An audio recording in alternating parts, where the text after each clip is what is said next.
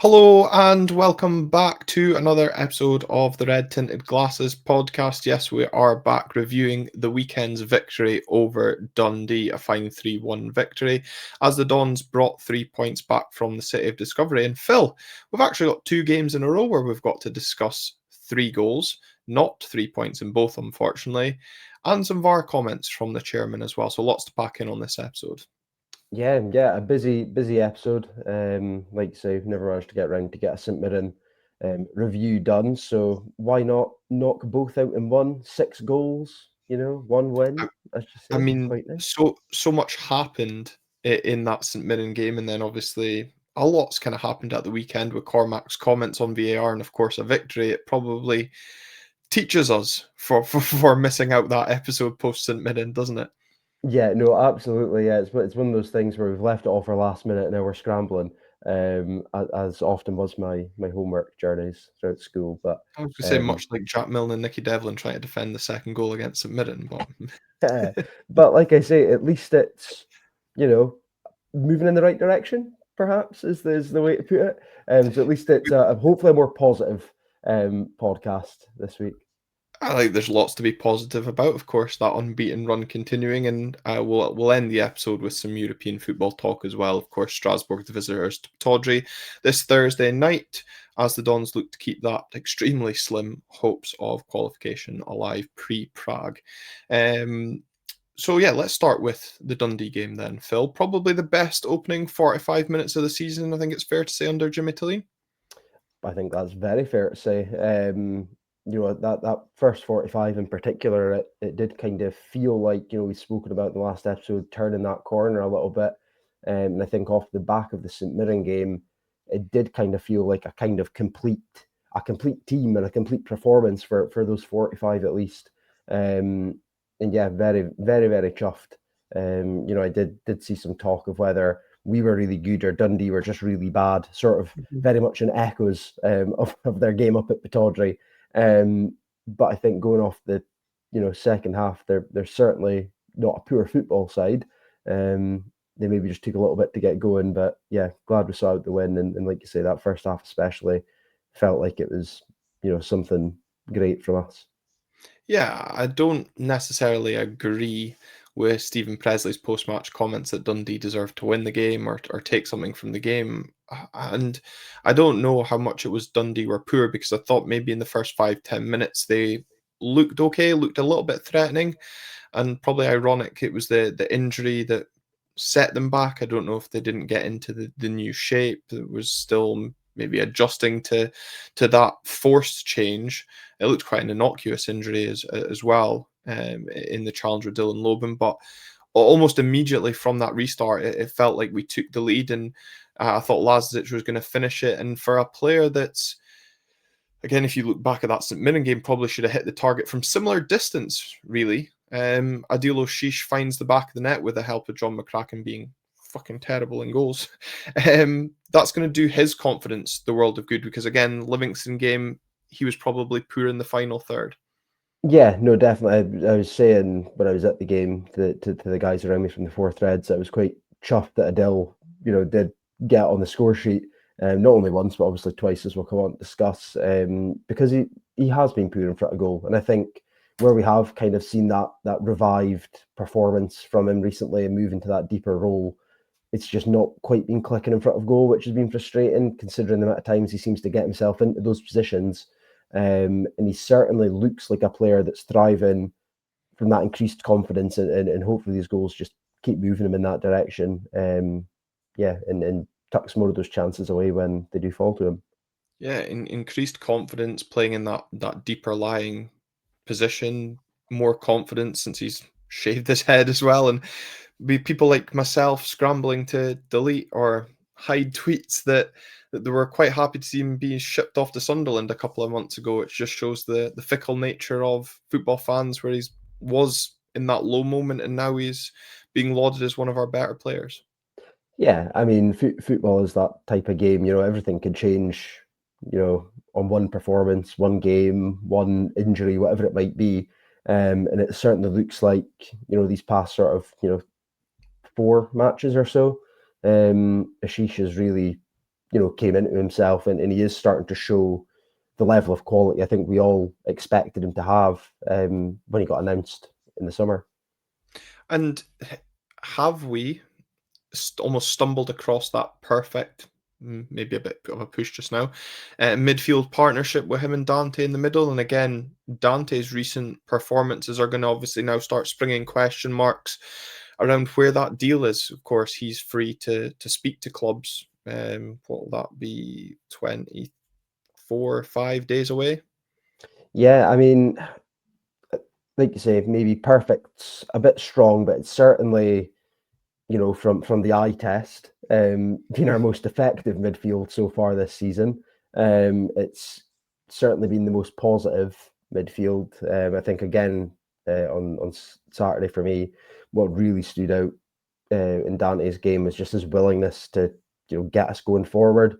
Quite often taking the ball in tight situations, and there was one, I think it was the second half, he took it on the turn, took two Dundee attackers out the game, and played a nice ball out into the channel. And it's just bits of play like that I feel like we've been missing so much as somebody who is trying to drive us forward, especially in that midfield.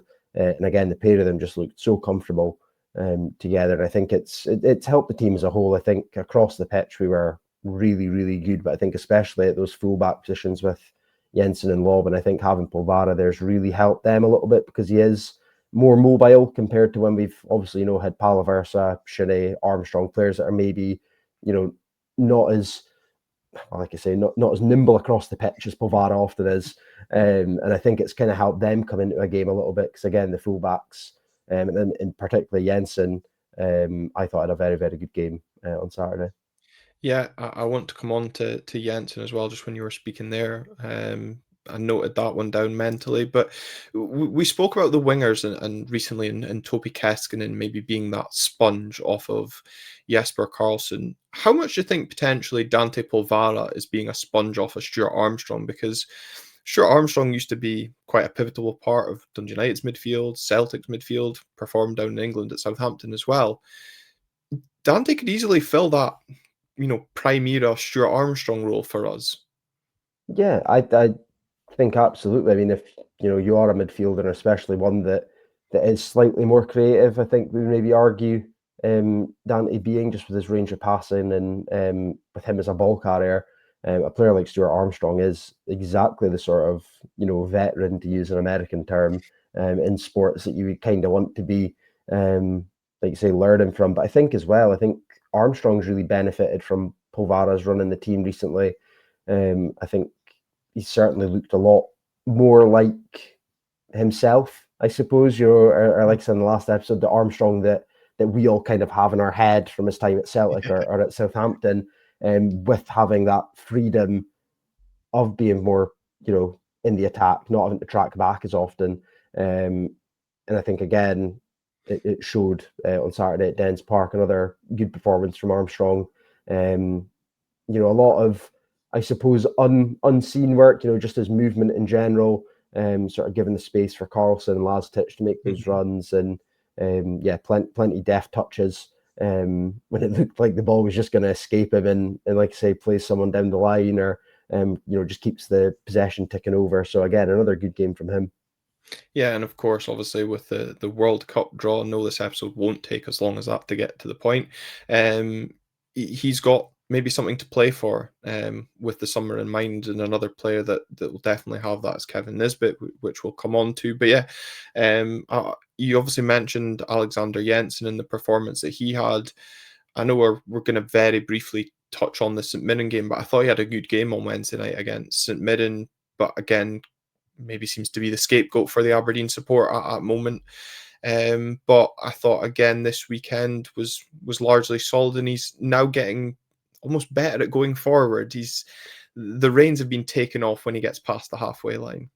Yeah, absolutely. I think, like say, Wednesday night, I thought he was good. I think when he got subbed off, we maybe kind of not struggled, but I think we didn't adapt quite well enough, and we certainly looked a little bit frailer down that side.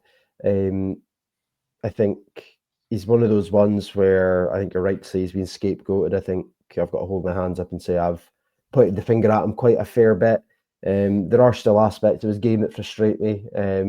Just his lack of a left foot. But I think if he had a left foot, he wouldn't be at us.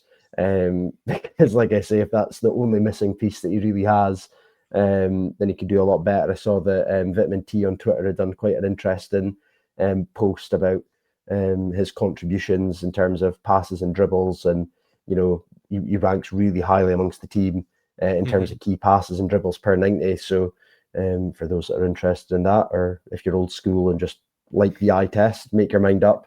But I no, think as again, well, another solid performance. it is, but I think what doesn't help him is the fact when he is in that forward role, his lack of left foot when he's playing on that left side, so it becomes a little bit predictable that either he has to cut back inside to deliver the box or look back to get a delivery into the box. But yeah, he's definitely not been our worst player of recent No, weeks. And, again, referencing that midweek game where Marko Lazetic took his goal tally against St Mirren to 3, Adil Oshish took his goal tally against Dundee to 3, with an excellent finish, capitalising again on some defensive mix-up. Uh, and I think, as part of that play, though, our link-up play was great, uh, and we looked back to our fluid best. yeah, absolutely. I mean, I think we've spoken about it before that there seems to be this distinct lack of sort of box crashing and flooding the box when we get forward, as Mhm, we'd sort of seen, especially last season, early doors under Jimmy. And it kind of felt like that was back a little bit. You know, how often have we seen those sort of chances that have fallen to Lazetic and it's come off the keeper, and we've just not had the bodies there to capitalise. And it mhm, felt like we had 3 or 4 maybe lining up to take those opportunities. But I think the finishes, for me, especially that second one, comes at him quickly. It was a player that was rather low on confidence. You're thinking he's not going to sort his feet out. I've seen this before, at Pittodrie, where it's rose and it's 6 yards wide of the post. So really, really pleased for him to get those 2 goals, and I think was also glad for him to have that sort of aura farming moment in front of Joe on the camera to mhm. capture all of his celebrations. Yeah, no, not just capture you in the crowd, but yeah, it was a good day for Janda with the celebrations. And I think for a deal as well, it's great for the confidence. And again, going back to I don't know, it would have been September, October time when Andy Skinner was on the podcast speaking about that link up play. I thought finally we started seeing our front three, four showing good quality link up play. Lazic and Carlson, in terms of the opener, worked well. I also think Jesper Carlson has kind of stopped maybe doing one too many fancy step overs and tricks. I think there was one in the second half where I thought you don't need to do that, but largely in the first half, he actually looked to maybe get his head up and play a pass instead, which was much more encouraging to see. Yeah, and I think again it kind of kept the speed of our attack up, Mhm, which was essential because we were playing on the break quite often. We were looking for Dundee to have that mistake for us to pounce on. And I think like you say, I think Carlson's ability to get his head up on Saturday for me was brilliant. I think, as I say, I think it just made us look like more of a team. Um, it was as close to the most complete performance I think we've had in a while, from front to back. So really, really pleased. And I think it was a performance like that we kind of needed off the back of the St Mirren game. Obviously, just with the way things ended, and obviously then coming into these sort of crunch European games, mhm, um, keeping that run going, it kind of opens up that door a little bit. As I was saying the other day, to maybe a Frankfurt sort of evening where we mhm. go in with low expectation and come out laughing at the end of it. Obviously, yet to see whether that's going to be the outcome, but really, really pleased with Saturday. And that's not just because I went and drank a lot of alcohol at a sports bar afterwards for my No, Christmas but I day. think you're also right to highlight, the reaction to Wednesday because it was a point on Wednesday, but it felt like a defeat, quite literally, in Dimitar Mitov's case, which we're going to come on to, chucked away points at will. Um, But going to Dens Park, and I didn't actually realise this until Dens Park Choir put a tweet out that Dundee actually have the third best home record in the Scottish Premiership, which is quite something given their league position. Um, just shows that it might not have been a straightforward afternoon, and I thought we handled that extremely well in the first 45 minutes, getting ourselves 2 goal to the good, and it should have been a fairly straightforward second half. But that's not what Sporting Aberdeen is. It's not. It's never straightforward, and of course, neither's defending set pieces for this team. No, it's very much the Aberdeen way, to try and make it difficult for ourselves. Um, yeah, having watched the goal back, it just feels, um, yeah, we probably should have defended a lot better. Um, and I think they were looking most threatening when the ball was coming into the box. I mean, certainly that second half they were getting it in at will, and it was causing us an issue, just with like Simon Murray, um, in the physical nature that he possesses, and yeah, I think all on the back of Wednesday as well. When that goal goes in, you kind of think, oh no, like Yeah. here we go again. We feel like we're in this insurmountable position, and it's all way to come crashing down. But I will say, I think we did really well not to let that sort of affect us. Mhm. Again, I think so often we would have seen the one goal go in and the heads go down and us to just totally capitulate. We were under the cosh. Dundee were throwing it forward, and they were causing issues. I think Lobban was subbed at the exact right time, in my opinion. The winger just sort of figured him out, and I think he was looking quite leggy as well. So I was quite pleased when that sub came. And the booking Um, didn't help him that he picked up quite no, needlessly Fraser Five. He called it on Red TV, and I maybe tend to agree with that. So yeah, I'd agree with that comment there. yeah, and I think, like I say, it was just good to see us kind of see that out. Because I think at times it did kind of feel like this was going to be another one of those games where it just seems to elude us. And I think with the way that all the other results, were going, it would have Mhm. been a nightmare, for us if we had dropped another two or potentially all 3 points. Um, so yeah, pleased with the way we managed to see it out, and obviously, I think it comes from, at least from my view, and it seemed like there was a little bit of confusion as to whether they wanted to go for it or whether they wanted to kind of sit on their lead. Because I think we did look quite hesitant at times, but yeah, really pleased that we saw it out. Yeah, and I think there's a couple of things there to take away from what you said. Under the cosh is absolutely how I felt we were after conceding, and I felt that it was one-way traffic in sense of where the next goal was coming from. Um, Jack Milne making up for his poor defensive mistake on Wednesday with an excellent tackle on Simon Murray. I know the Dundee fans and Simon both thinking they should have had a penalty, but the replay actually shows what a great tackle it is. Nicky Devlin finding himself in the right area to block with his rear end, I think it was. So there was a bit of last man defending, but also good to see getting bodies in the line. But I think as well you're right in terms of I wasn't sure if the players maybe knew what the game plan was. Was it to sit in and see out that 10-15 minute period, or try and take the game back to Dundee and get ourselves on the front foot? And it comes back to that game management where I think that went completely out the window against St Mirren in midweek. We struggled maybe with game management when Dundee initially pulled one back, but got to grips with it. You highlighted the subs there, and I think the subs came at the right time yesterday, and they were the right subs as well. Carlson was becoming ineffective. Lazetic wasn't doing anything in the second half, so bringing Nisbet on was a good bit of business, I was going to call it, but a good decision Yeah. is the right thing. The other one that I wanted to ask you about, obviously being there, was there, because you said potentially with that goal going in, could we see similar to Wednesday? Did you sense any nervousness from the crowd? Because obviously watching it at home, the crowd looked fantastic pre-match, as you'll have seen from the thumbnails on the audio and YouTube episode. Um, yeah, and sounded great, but it kind of dimmed a little bit after the goal until the last 10 minutes, where it almost felt like the crowd sensed the players needed encouragement. Did you feel at all being there that there was any nervousness in the stands? Yeah, I mean, I think when you're in that situation, there always is. I mean, the atmosphere on Saturday was brilliant. It was a really good away end.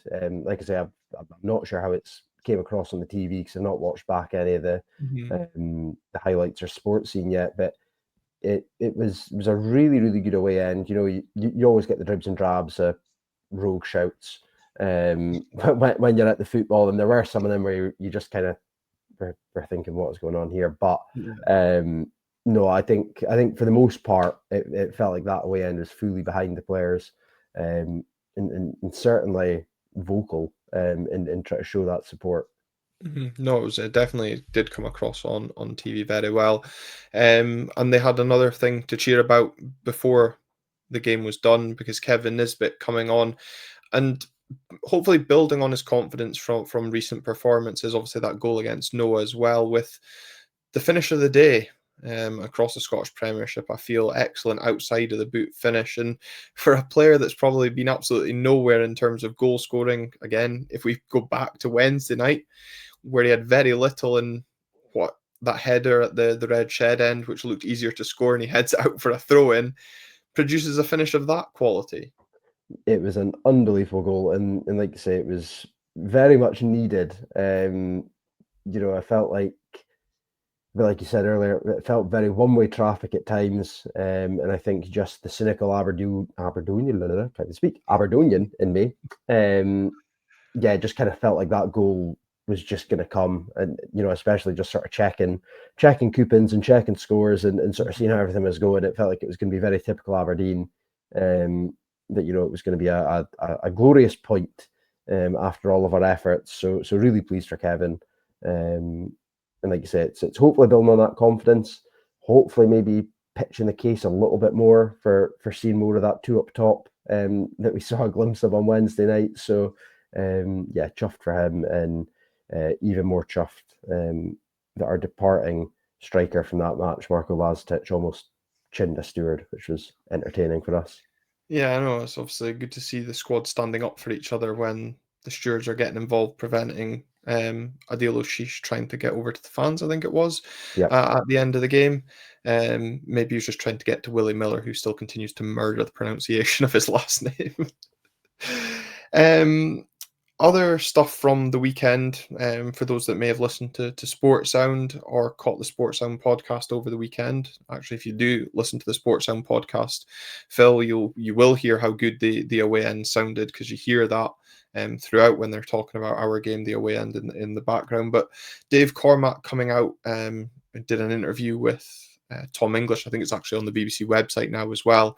In relation to VAR, now opposition fans may think this is a petulant reaction to the decisions from Wednesday night's game against St Mirren, but I actually think Dave putting his head above the parapet on this occasion is extremely brave and hopefully is the sign of more chairmen doing the same because David Martindale, I know, has been very vocal about it after the weekend as well. But basically, Cormack saying that he would like to see VAR decisions limited to 60 seconds, and if the right decision or the decision can't be deciphered within that time limit, then we move on. What's your thoughts?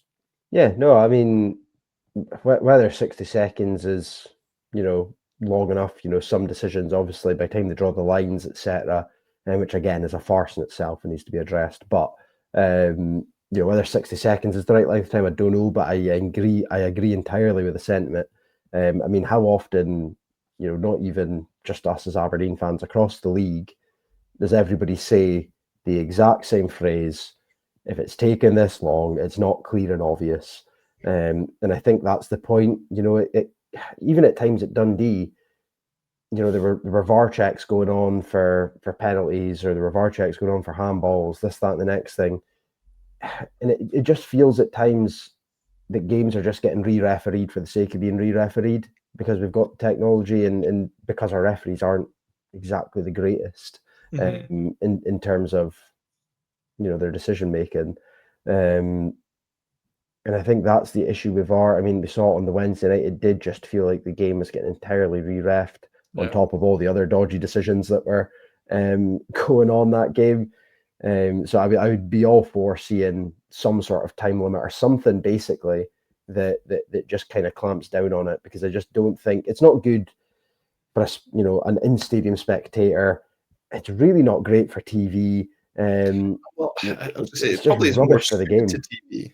It is more suited to TV, but even then, I feel like half the time you don't even know what's going on TV, let alone in the stadium. I feel like it's still just also, you know, just it's just not being implemented the way it should be. And I think everyone's kind of had that same opinion since the start. The implementation's just been dreadful for the most part. Well, again, in listening to the Sports Sound podcast, the cost per club for the VAR that Scottish football has implemented is £200,000 per club. And it really feels like we're not getting value for money. Again, thankfully, we didn't have any decisions against us yesterday against Dundee. There were some honest mistakes, as we'll call them, at Rugby Park, I'm sure. And in other games, there's been VAR controversy. But yeah, you're right to bring it back to Wednesday night. And Ryan Crombie, who's been on the podcast before, runs a Red POV on Twitter, put out the tweet about the length of time VAR checks had occurred in recent games. The Nicky Devlin goal against Livingston took over 3 minutes to decide where, for again, those watching, different as you mentioned, if you're in the stadium, could see from the first replay that the Nicky was onside. So how it took 3 minutes, I'll never know. And again, that's another one that in 60 seconds, to quote Dave Cormack, would have stood as a goal. Now, I'm be interested to know what Dave Cormack's opinion would be had the offside flag gone up and it had taken 3 minutes to decide it was a goal. But again, I think you're right when we speak about Wednesday's game. It did feel like it was being completely re-refereed. I'm not actually sure for the opener on Wednesday night if Stephen McLean gave a foul on field. I'm trying to remember back now. I don't think he did. I mean, I don't think he gave a foul on Knooster. If well, no, the one on Mitov Oh, the when Meatov one. Oh, yeah, that one was just a shambles. I don't think anyone knew what was going on. Even when he gave the free kick, I thought he'd pointed to the centre spot. Um, so yeah, even that one. I mean, I think it's a foul. I mean, it's certainly soft. it's soft. And it is soft. I think the second That's angle a that that's a looks, goalkeeper's classic goalkeeper foul. yeah, Only a no, goalkeeper gets that. it absolutely is. I think when you get the second angle that looks sort of across the line, you do see Tanzer sort of lean into him. Mhm. So I totally see why it's given, and I'm happy that it's given from an Aberdeen perspective. But it If certainly was on the softer side. if McLean gave that goal though, do you think that's ruled out? I honestly don't think it probably is. Um, Whether that's right or wrong, I just think on the way that decisions seem to go on Wednesday night, I wouldn't see it Yeah, getting overruled. I mean, like I say, I think the most basic of things on Wednesday night um, just blew my mind. I mean, that goal itself, it's a foul throw that leads to the cross, and that was the second one that had occurred in about a mhm. 10-minute window.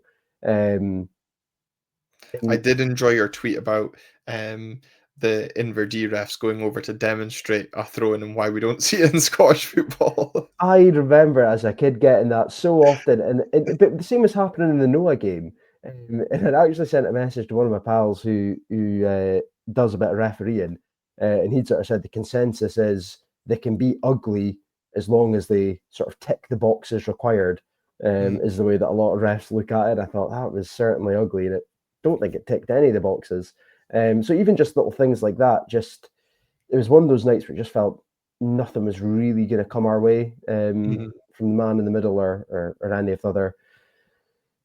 I'll say, yeah, I was ready to say something mean there, but I think I'll refrain just in Yeah, case. just to avoid us getting cancelled. Well, I mean, what was it? Andrew Dallas was on VAR on Wednesday night, so I think that says it all. But again, the Lazetic, well, that would have been his first goal. That was a 2.5 minute VAR Yep. check, where again on first look looked onside. I think it is actually maybe a little bit tighter than first look. But the Knooster penalty took close to 3 minutes to come to a VAR decision. And it also felt at the game, not only did it take I don't know if that 2:53 was for it to come to the decision to award the penalty, but it felt that not only did it take a long time to send Stephen McLean to the screen, but that was 2 probably the games, longest I remember? felt a ref was at the screen at Pittodrie. Which again, you're kind of like, well, at least they're actually looking. How often you just see a ref get put to the monitor and the decision's made. But at the same time, it's sort of, again, it comes back to this: is it that clear and obvious if it's becoming this hard for you to come to that decision? I mean, Exactly. personally, for me, it's a penalty. But at the same time, I only think it's a penalty if rules are applied consistently. Because I think the ones that should have been given against Rangers were both penalties in Livy and Dundee United, right? And this is why I'm saying it's a penalty for me, because the rules Oh should be applied consistently. His hand is away from his body and it hits it. It doesn't really happen if Gogic doesn't shove him, but if you're given that, you've got to give the pens in the Rangers game, which don't happen, which is just well, there's also, of baffling. course, there was 3 handballs on Wednesday night, and the only one that got given was Mats Knuster, who was turned 180 degrees by Gogic, as you said. So for me, I actually thought there was potentially a foul in the build-up there. I don't know how much that was looked at or influenced. I am genuinely stunned you think that was a penalty. I can see why you do, in all fairness. I'll give you that. As you said, his hand was away from his body. Is his hand in an unnatural position? Probably, but his whole body's in an No, unnatural position. this is the thing. I mean, for me, it's a penalty in the wider sense. In the context of the isolation, no. But I think and I think this is where it comes back to VAR and refereeing in Scotland. Is it is just the complete inconsistency. And I mean, I can't remember if I sent in our group chat of Dermot Gallagher's comments on Sky for his ref I watch, saw them. where he says that Emmanuel Fernandez would be really unlucky if that had been given, but Kanister's one was a clear and obvious. And I think It was not referees by are the always laws or something he said. exactly, and it comes back to again just this sort of protective nature of refereeing, particularly in Mm. this country. I feel like there's just they're not going to try and cause issues for their fellow referees. Well, I Uh, suppose if you have part-time refs, you're going to get part-time decision making, and I and I think think the again, fear is though, if you turn half these clowns full time and you're paying them the full time wage, wow, that would be even worse because they're still going to well, make the same decisions. well, that's it as well, and it comes back to that subjective nature, and you call it consistency, but they're consistently inconsistent, and you view the Canusters handball as a handball. I don't. Someone will view the meat of push as not a foul. Some will view it as a foul. So Yeah, but I think again, this is the issue. It's getting to the point now where it's became so inconsistent that they're going to have to just say every time the ball hits the hand, it's a penalty and it's a foul because they've tried the stuff with the t-shirt line, they've tried the stuff with unnatural position, and it just nothing's. It's just getting to the point where it's just going to become crap because you're just not going to be able to defend your box without giving yeah, away 3 penalties a game, effectively. yeah. Well, I mean, even the t-shirt line's getting dodgy. As if you look at Bruce Anderson's equaliser for Kilmarnock against Hearts, so uh, uh, referees do have a thankless job. They have us berating them for 90 minutes, let alone the players and managers or Stuart Kettlewell. Well, actually, no, he won't be in the dugout on Sunday, but it it feels just now that every game, every weekend in Scotland, we're speaking about VAR and referees. So I look forward to them going on strike and us getting the Turkish refs back over again, like we did all those years ago. But in whole, I do agree that it is ruining the fan experience. Again, for those that maybe listen to Sports Sound will have heard the comments that fans saying that they're hesitant to celebrate a goal that because even when Lastic scored, I celebrated, but I was like, I actually he wasn't sure, and I was like, well, like I'm not going to go too over the top because he thinks he's offside. That's disappointing. So even players, it affects fans, and it's taken some of the joy out of football, hasn't it? Yeah, like I say, I mean, it Especially when it's comes. being forensically examined to the ninth degree. Yeah, and I think that's it. It comes back to that sort of, I suppose, more philosophical side of it is, you know, in the same way, is it worth saving, one life and all that sort of theoretical questions? Is it worth getting 2 or 3 decisions right while still just getting 5 or 6 decisions wrong that really impact games? And also, like you say, it just totally kills that in-stadium experience. I mean, certainly for the last-ditch run, his subdued celebration, for me, I was adamant that it was going to get disallowed because I thought, Yeah, this is a man that at this point in the game, I was expecting to do a Kets buy and start volleying advertising boards and ripping his shirt off. And the fact he just sort of trundled to the corner and then started walking back to the halfway line, like you say, he himself just felt like it was never going to be given.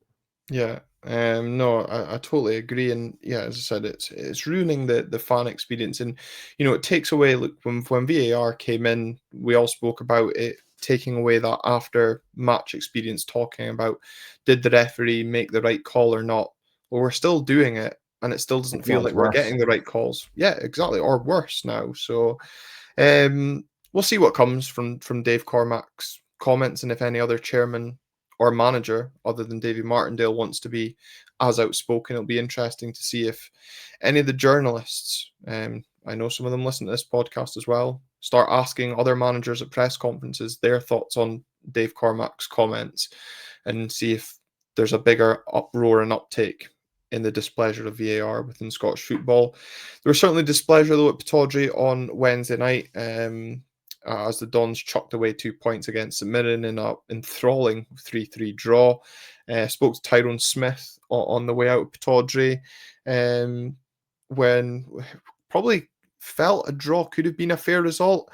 And I think Tyrone summed it up perfectly to me when he said, on a night where we finally learned to start scoring goals, we totally forgot how to defend our goal. I think there's no other way to look at that game. Yeah, I'd sort of said similar, where I sort of said it seems like we've sacrificed our defensive competence for attacking competence. And again, looking at Saturday at Dens Park as well, kind of felt like that. It kind of found some form of a balance, maybe 60-40 still towards the attack, but at least it wasn't as bad as Wednesday. Because yeah, wow, some of the individual mistakes. Some of the just for me, some of the decisions that went on, in terms of shape at times as well. It just felt like we were the sort of architects of our own downfall at points, when it came to Wednesday night. And what's new? We've Yeah, been the architects of our own downfall for so long. yeah, Um, Probably talking points. Um, Main ones: Dimitar Mitov's performance in inverted commas. yeah. I mean, it's an interesting one because for me, he's a superb shot stopper, and I don't think I would I take hate any this other keeper. phrase. What else He is a is. goalkeeper supposed to be? Well, That's his no, job. no, but this is the thing. He's a superb shot stopper, but he plays outside of his skill set far too much. We know his distribution's crap. We know he's not the greatest at commanding his box. There's certainly not another keeper in the league that would take over him. Um, Mm. but Wednesday night was just it was a tough watch.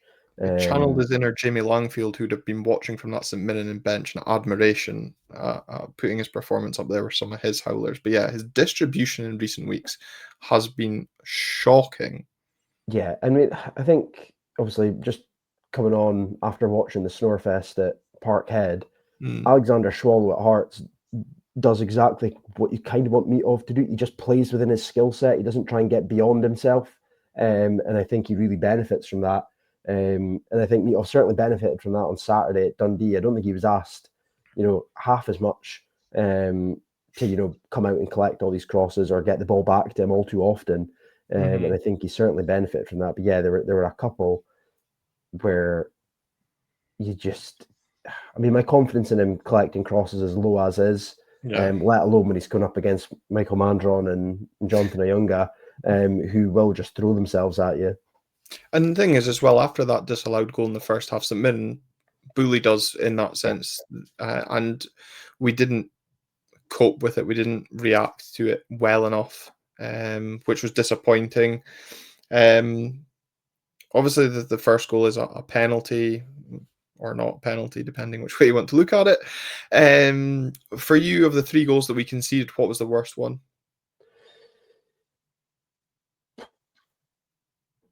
The second for me. I just Who's think more culpable? as much as I love him, Jack Milne, it was just he just got all 6s and 7s. For me, it was a disastrous mistake to make. Yeah, the second one for me was the worst.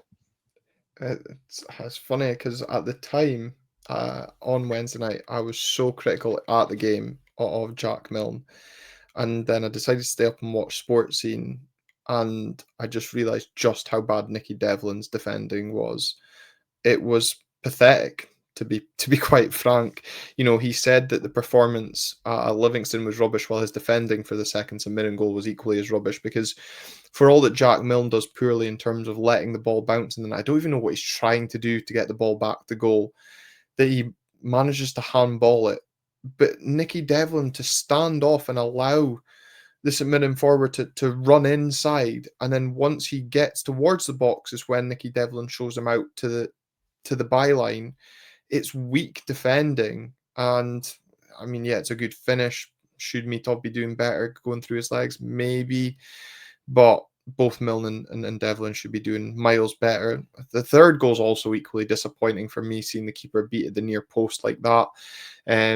But again, that goal was coming with having to play the last 10 minutes with 10 men, and people being a little bit critical of Jimmy Tolini and those subs. You know, the fact that we then did play out with 10 men, but you can't really account when you make a sub for Gav Malloy to get crunched and do his ligaments within 30 seconds of coming on. No, you can't. But I also think it was pretty poor game management in terms of making that Carlson and Laztich sub 10 minutes apart. I mean, we were screaming out for, a change up top. And I think in this era, which for one, I don't like the 5 sub rule. I feel like it gives a terrible advantage to teams such as Celtic, who just have far greater quality of, players to call upon. Not that they're showing that right now. Well, exactly. But I think when you've got those 5 subs in those 3 windows, unless you're making substitutions 20 plus minutes apart, there's no point in staggering individual substitutes like that. And I think that was what kind of frustrated me, because again, and there was the confusion around the ground of everybody going, why aren't we bringing somebody on? We've got an extra sub. And it's sort of like, yeah, well, we don't have a window. In St Mirren, I think, had made all their subs. And even if they hadn't, why would they make a substitution? Because I think that would also then maybe allow us to bring somebody on. I think if they're bringing a natural stoppage to it, but yeah, we could have only done it if it was a concussion knock. substitution, yeah, which obviously it wasn't. And look, I feel sorry for Gav Malloy because he's battled with injuries, and I thought he looked good in August and September, filling in that left wing back role, and is probably an able deputy to whoever's playing that side, whether it be Gyamfi when he's fit, Shinnie or Jensen. But it'll be interesting to see if Mitchell Frame now comes into the picture. Yes, pun fully intended on that one. But disappointing for him, but I think you're right to highlight disappointing game management. Overall, though, if we look at the week that's been 7 points out of a possible 9, yes, it really should have been 9 from 9, but the unbeaten run continues for us domestically. Was it now 5 points off third after Rangers winning last night? Yes, 5 points off third, 3 points Game off in hand against them, of course. Not against Rangers. We're both on 15 games played. Yeah, but that's who our game in hand is Oh, against. yes, To take up to 16. yes. So really, from where we were, I was going back through the library, having to make some space for this episode, and some dismal episodes to start the season. But it does feel like we have turned a corner. Certainly feels that way. Like we've kind of touched upon it. It finally kind of feels like that final third starting to click. Where it felt like, we were maybe only converting 30% of our chances up top and creating very little. It now kind of feels like we're maybe gearing towards that 60% mark and things are falling into place. So hopefully that continues. I'm not wanting to get too ahead of myself, as I often can.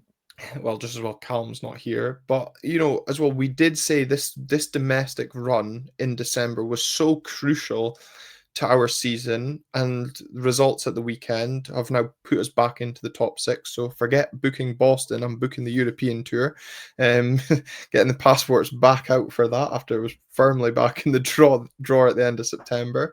Um, we now take on Kilmarnock this coming weekend. Obviously, we've got Strasbourg on Thursday, but Killie coming to town with no win in 10, no manager in the dugout as well after Stuart Kettlewell's red card. We'll hopefully get a preview episode. I'm trying to get a hold of one of the Killie podcasts to do a more in-depth preview with that game more specifically. But from an Aberdeen point of view, ideal opponents without sounding too cocky to Yeah, continue. they've been having a tough time of it. Obviously put in quite the valiant performance against Hearts to come away with a point. Probably quite hard done by in that Rangers game in terms of, once again, decisions going against them. And understandably, at least from my perspective, I understand Kettlewell not being in the dugout on the 14th. But yeah, I mean, we said before, I can't remember if it was the last episode or the episode before, out of the teams around us, or the teams that we're targeting, the sort of Dundee United, Hibs, Rangers, that sort of bracket of teams, we've probably got the most favourable run at present in terms of, like you say, those domestic fixtures with a couple of Europeans in the middle to kind of keep the excitement levels up, if anything, if not add to that sort of confidence. So yeah, we're in an ideal position at the moment. As you said, start of the season, it was really tough to come on here and find positives to speak about. And, it didn't feel like come December, we'd be, looking at being 5 points clear of Dundee United, after how distant we felt from them after those, first 4 or 5 games of the season. So you can see the team's growing in confidence. You can see the fans are, buying back in, and hopefully the exciting times continue going into Thursday night as well. Yeah, absolutely. And obviously, again, just touching finally on that domestic front as well, looking at the teams around us, Rangers and Hibs play each other this weekend as well. So one of them's got to drop points, a chance to gain on them as well. Falkirk playing Hearts in the Saturday night football. If Falkirk continues to drop points, we stay within the top 6 if we do our job on Sunday as well. So the run of fixtures with teams kind of in and around is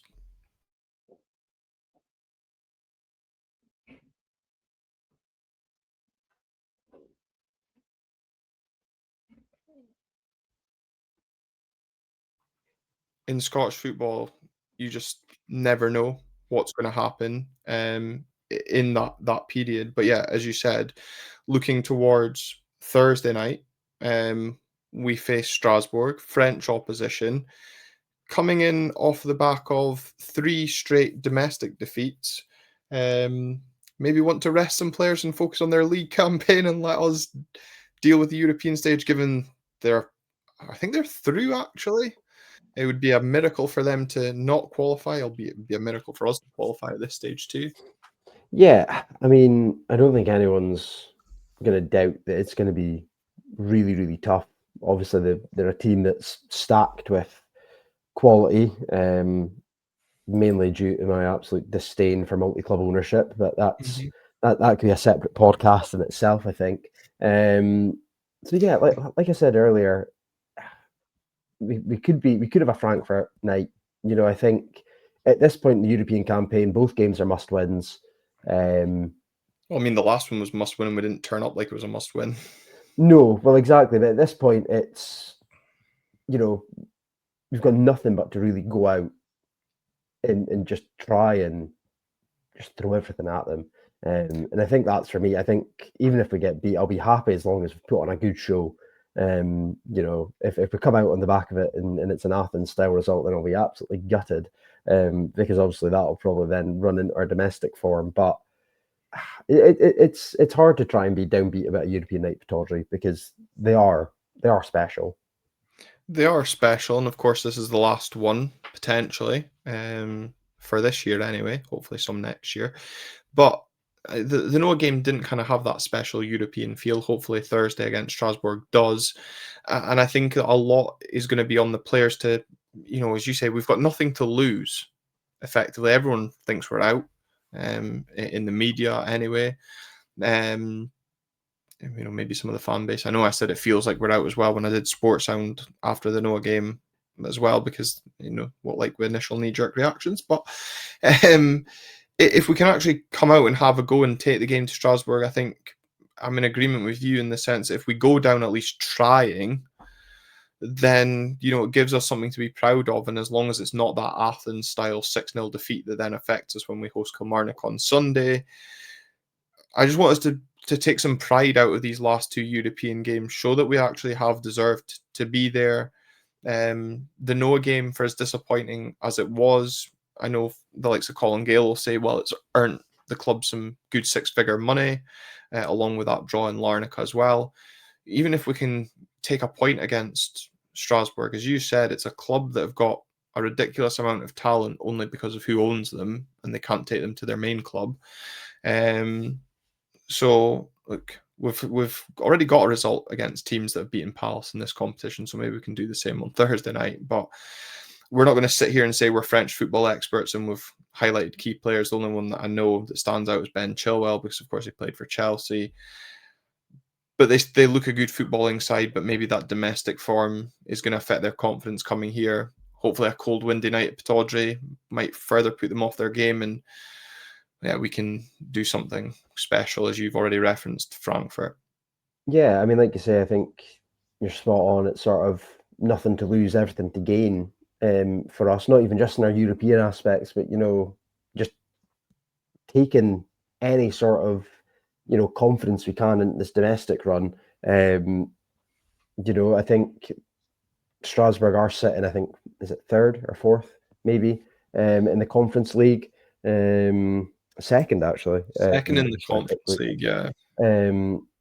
So, there may be scope for them to rest players on the back of that poor domestic run. From an Aberdeen perspective, you're maybe hoping they do. I think they've got a couple of players out. I think Omega, their striker that's heading off to Chelsea next season, I think is suspended, I believe. And I think that carries into the Conference League.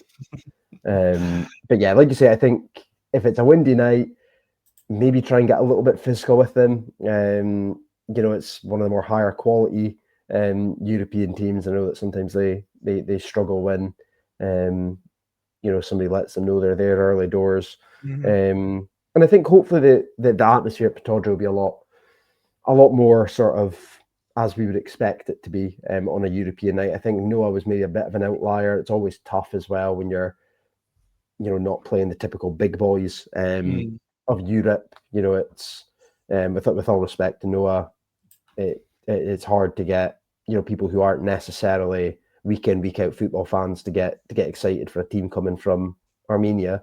Whereas like you've already pointed to, the fact that Ben Chilwell,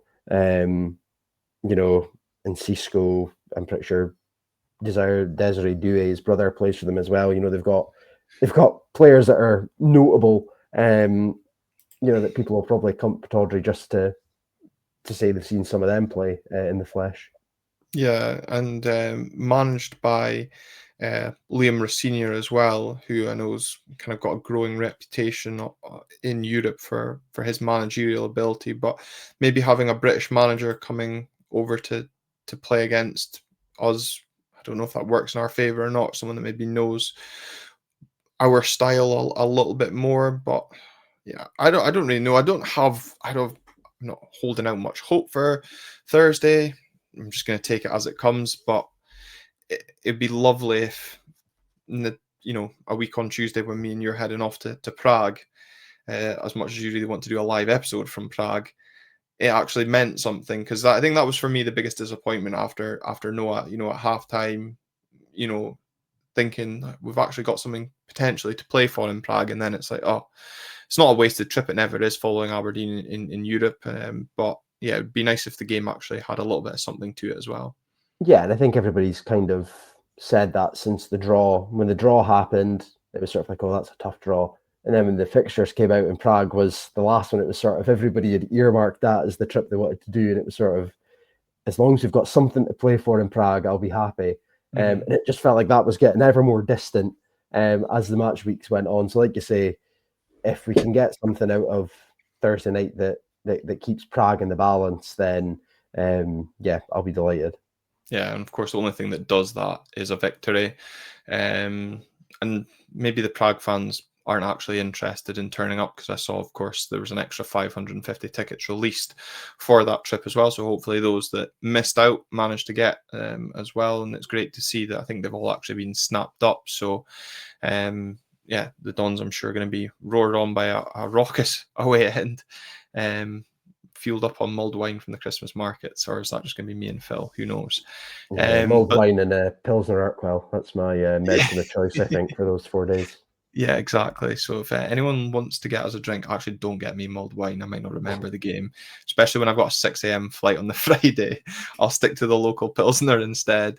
That's what we'll be drinking over in Prague. But we'll speak more about that on the next show. Well, maybe 2 shows away, depending what we get sorted with the pre-Kilmarnock game. That might just be a straight preview episode instead of reviewing the Strasbourg game, because yeah, unfortunately this is just a hobby for me and Phil, so sometimes our social life does get in the way trying to do episodes, but obviously 'tis the season. Phil, we've got the Christmas decorations loosely hanging behind my head, and Spotify Wrapped is now out. We've seen a couple of people tag us in their stories about being in their top 5 podcast as well. So that's, really great to see, and thankful for the support. So if we are there, continue to tag us in your story and share that with Phil. Phil will get that shared on the Instagram story. We'll share it on Twitter as well. Even looking at Spotify this evening, 1 follower away from 1,200 followers on that platform as well. So if you are an audio listener, thank you very much, because I know a lot of these episodes do tend to come out live on YouTube first. So thanks for sticking with us, and we've seen a great growth in the podcast over the year, this year as well. So big thank you to you, the listeners and viewers, from both myself and Phil for sticking with this podcast, because I know certainly the end of this year, I could actually argue the start of this year hasn't been great, has it, Phil? No, I know it's hard to, listen through the negative patches of our season. And I know it's often hard to listen through me try to ramble through about zonal defending for half an hour. Lack So no, of. yes, lack of zonal defend, lack of man marking, a prominence of zonal defending. Listening to those ramblings, we, both of us and Callum, and all the guests that we've kind of had on, as well. It's very much appreciated. Yeah, and of course, Sticking shows by. the support that they've shown Lifestars as well over this year as well.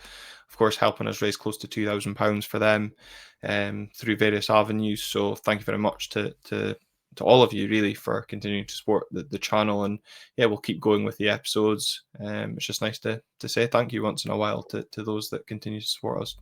Absolutely, absolutely, and especially in this season of giving, and in my case of being with an American, just off the tail end of the season of thankfulness.